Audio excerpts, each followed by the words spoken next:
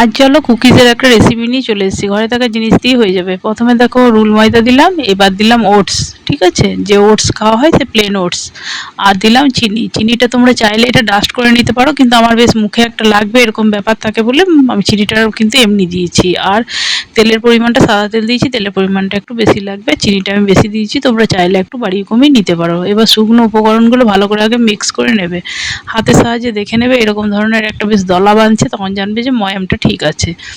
এবার আমি মিক্সিতে দিয়ে দিচ্ছি হালকা একবার গ্রাইন্ড করার জন্য, কারণ তাহলে ভালো করে মিক্স হয়ে যাবে বলে।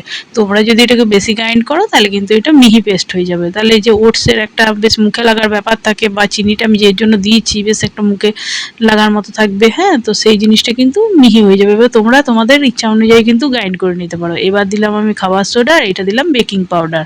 ভালো করে শুকনো উপকরণগুলো আগে ভালো করে এরকম করে মিক্স করে নিতে হবে চামচের সাহায্যে। এবার দেখো, এবার নর্মাল জল দিই, কিন্তু অল্প সামান্য দেখো জল দিয়েছি, আর কিন্তু আমি জল দেবো না, কারণ চিনিটা কিন্তু দেওয়া আছে অলরেডি, আর অনেক ময়াম দেওয়া আছে, তো তাই মেল্ট করবে কিন্তু, হ্যাঁ, বেশি জলের কিন্তু প্রয়োজন হবে না। দেখে নিয়ে তারপর কিন্তু মেখো। আমার কিন্তু আর জল লাগেনি, ওই সামান্য যেটুকু জল দিচ্ছি সেটুকু দিয়ে কিন্তু দেখো মাখা আমার হয়ে গিয়েছে, হ্যাঁ, তাই দেখে নেবে, তারপরে সেরকম অনুযায়ী কিন্তু জলটা ইউজ করো। এবার দেখো আমি ফ্রাই প্যান বসিয়ে দিয়েছি, আর হাতের সাহায্যে একটা আমি শেপ দিয়ে নিচ্ছি। এই যে দেখো ডো কেটে কেটে এরকম গোল গোল করে লেচি কেটে একটু করে থেপসি থেপসি প্যারার মতো করে শেপ করে নিচ্ছি প্রথমে আগে, তারপরে দেখো ডিজাইনটা আমি করব।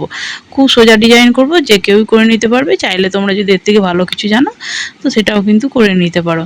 এই যে দেখো এরকম করে আমি বানিয়ে নিচ্ছি সবগুলোকে, ঠিক আছে। এবার দেখো এখানে আমি ভাজার জন্য আমি এখানে সাদা তেল দিয়ে দিচ্ছি। সাদা তেলটা আমার হিট হয়ে গিয়েছে, আমার আরেক ঝাঁক মানে আমার অলরেডি আমার দেওয়া হয়েছে, কারণ কি হিট হয়ে গেছে বলে আমাকে এখন এক ঝাঁক দিয়ে দিতে হয়েছে, সেটা আমি ভিডিওটা করতে পারিনি। এখন আমি এটা ডিজাইনটা আমি যেহেতু তোমাদেরকে দেখাচ্ছি, তাকে আমার এক ঝাঁক ভাজা হয়ে যাবে। পরেরটা আমি দেখিয়ে দিচ্ছি কেমনভাবে ভাজবো। এই যে দেখো কেমন লাগছে, দেখতে নিশ্চয়ই সুন্দর হয়েছে। এবার চলো ভাজাটা দেখাই। এই যে দেখো অলরেডি আমার এক ঝাঁক ভাজা হয়ে গেছে, কারণ ফ্রাই প্যানটা খুব হিট হয়ে গিয়েছিল, সেই সময় আমি তুলতে পারিনি।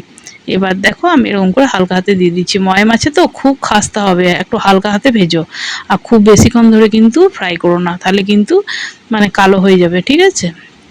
এই যে দেখো এরকম করে হালকা হালকা করে ওলট পালট করে নেবে, খুব সুন্দর। আর এত খাস্তা হয় না, মানে অবশ্যই বাড়িতে একবার ট্রাই করো, আর টেস্ট দেখবে দারুণ সুন্দর। আমি বলছি বলে না, বাড়িতে অবশ্যই একবার ট্রাই করো, খুব সুন্দর খেতে এই ওটসের কুকিজটা। আর কেমন লাগছে অবশ্যই কমেন্ট বক্সে জানিও। যদি ভালো লাগে তো চ্যানেলটাকে লাইক সাবস্ক্রাইব শেয়ার করে পাশে থেকো, পাশে থাকা বেল আইকন বাটনটাকে অন করো, বন্ধু বান্ধবদের সঙ্গে একটু বেশি বেশি করে শেয়ার করো। নতুন চ্যানেল, তোমরা একটু একটু বেশি বেশি করে সাপোর্ট করো। যারা এখনও সাবস্ক্রাইব করোনি তারা ঝট করে সাবস্ক্রাইব করে নিও। অনেকে আমার চ্যানেলটা দেখে চলে যাচ্ছ কিন্তু সাবস্ক্রাইব করছো না, হ্যাঁ, তাদেরকে বলছি, তাদের উদ্দেশ্যে প্লিজ একটু চ্যানেলটাকে সাবস্ক্রাইব করো, আর লাইক দিয়ে পাশে থেকো। দেখো আমার কথা বলতে বলতে সবগুলো কিন্তু ফ্রাই হয়ে গেল। খুব বেশি তেল লাগবে তাও না, আমার একবার ভাজা হওয়ার পর আরেকবার দেখো ভাজা হয়ে গেল, কিন্তু দেখো ফ্রাই প্যানে এখনও অল্প অল্প তেল আছে। এই যে দেখো কি সুন্দর দেখতে হয়েছে, দেখতে শুধু না খেতেও দারুণ সুন্দর হয়। চায়ের সঙ্গে ঝট করে বানিয়ে নিতে হবে, হাতে 5 মিনিট সময় থাকলেই হলো।